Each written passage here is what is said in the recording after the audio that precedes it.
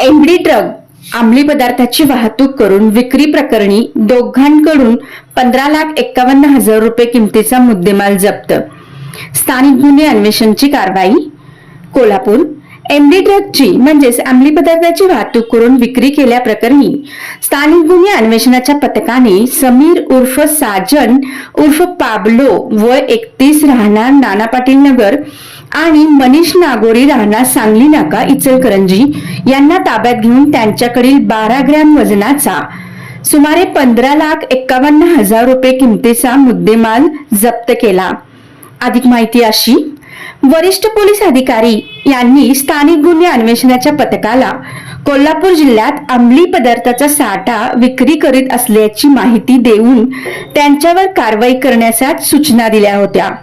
या अनुषंगाने तपास करीत असताना शुक्रवार दिनांक 13 रोजी संकल्प सिद्धी परिसरात असलेल्या मोकळ्या जागेत ग्रे कलरच्या गाडीतून एक इसम एमडी ड्रगची वाहतूक करून विक्री करण्यासाठी येणार असल्याची माहिती मिळाली।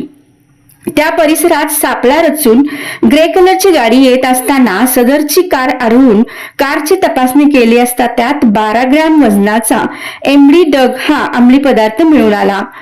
सदर ड्रग पोलिसांनी जप्त करून 50,51,000 रुपये किमतीचा मुद्देमाल जप्त करत त्याला अटक केली। यावेळी त्यांच्याकडे अधिक माहिती घेतली असता त्याने इचलकरंजी येथील सांगली नाका परिसरात राहत असलेल्या मनीष नागोरी याच्याकडून विक्रीसाठी घेतल्याची माहिती दिली। त्यानंतर पोलिसांनी तात्काळ मनीष नागोरी यालाही अटक केली। ही कारवाई पोलीस अधीक्षक माननीय महेंद्र पंडित यांच्या मार्गदर्शनाखाली स्थानिक गुन्हे अन्वेषणचे पोलीस निरीक्षक रवींद्र कळमळकर, सहाय्यक पोलीस निरीक्षक चेतन मसुडगे, पोलीस उपनिरीक्षक जालिंदर जाधव, पोलीस महेश गवळी, अशोक पवार, अमित सरजे, महेंद्र कोरवी आणि विनोद कांबळे आदींनी केली। ग्रामदेवता प्रतिनिधी मुरलीधर कांबळे, कोल्हापूर। दोघांवरती करवीर पोलीस ठाणे या ठिकाणी एनडीपीएस कायद्याअंतर्गत गुन्हा दाखल करण्यात आला आहे व मनीष नागोरी यास देखील सापळा लावून ताब्यात घेण्यात आलेले आहे। दोघांना देखील सदर गुन्ह्यात अटक करण्यात आलेली आहे।